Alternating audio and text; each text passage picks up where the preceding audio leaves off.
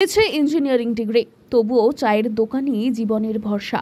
জলপাইগুড়ির মেধাবী এই যুবক শুভদীপ ঘোষ যেন কর্মসংস্থানের করুণ বাস্তব চিত্রটাই চোখে আঙুল দিয়ে দেখিয়ে দিলেন। সিভিল ইঞ্জিনিয়ারিংয়ে বিটেক শেষ করেছিলেন এক বেসরকারি কলেজ থেকে। বাবার স্বপ্ন ছিল ছেলেকে উচ্চশিক্ষিত করে ভালো চাকরিতে বসাবেন। মনে হয় চাকরি হবে, মনে হয় না। কারণ যে এত পড়াশোনা শেখানোর পরও যদি এখন যদি একটা চাকরি বাকরি না পায়, এখন কি করবে?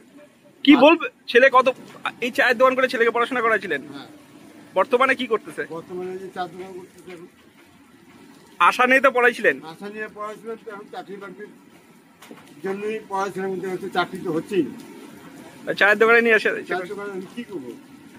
সেই স্বপ্ন পূরণে লোন নিয়ে ছেলের পড়াশোনার খরচও চালিয়েছিলেন বাবা শঙ্কর ঘোষ। কিন্তু কয়েক বছর কেটে গেলেও মেলেনি স্থায়ী কোনো চাকরি। আজ বাবার ছোট্ট চায়ের দোকানই শুভদীপের জীবিকার একমাত্র ভরসা। ছোটখাটো প্রজেক্টে কাজের সুযোগ এলেও তাও ছিল অস্থায়ী। সরকারি চাকরির নিয়োগ প্রক্রিয়ায় রয়েছে অনিশ্চয়তা, আর বেসরকারি খাতে রয়েছে সুযোগের অভাব। সব মিলিয়ে থমকে গিয়েছে ভবিষ্যতের পথ চলা। শঙ্করবাবুর খানিক আক্ষেপ, ছেলেকে পড়াশুনো করিয়ে ভেবেছিলেন সংসারে স্বস্তি আসবে, কিন্তু চাকরির বাজার এতটাই খারাপ যে প্রত্যেকটা দিন ভবিষ্যৎ নিয়ে দুশ্চিন্তায় থাকতে হয়। সংশ্লিষ্ট মহল বলছে, উচ্চশিক্ষা তখনই অর্থবহ যখন সমান তালে কর্মসংস্থানের সুযোগ তৈরি হয়। তা না হলে তরুণ প্রজন্ম শিক্ষিত বেকার হয়েই অন্ধকার ভবিষ্যতের দিকে এগিয়ে যাবে।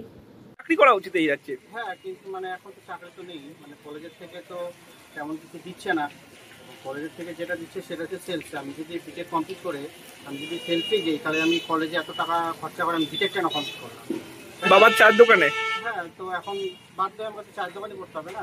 আর অপশন একটা, আমাকে বাইরে যেতে হবে, ব্যাঙ্গালোর বা পুনে বা সেখানেও মায়না নাই গেছে, সেখানেও তো ওরকমই ওই 17-18 হাজার টাকা। হ্যাঁ, ওই 12,000 এরকম সামথিং, 12,000 15,000। যারা এই পড়াশোনা নিয়ে এত ভাবতেছে এই রাজ্য থেকে, কি বলবে তুমি আর তোমার বর্তমান অবস্থা? এডুকেশনটা এখন বলতে গেলে নেই। আগে যে পরিস্থিতিটা ছিল সেটা এখন হচ্ছে বর্তমানে নেই।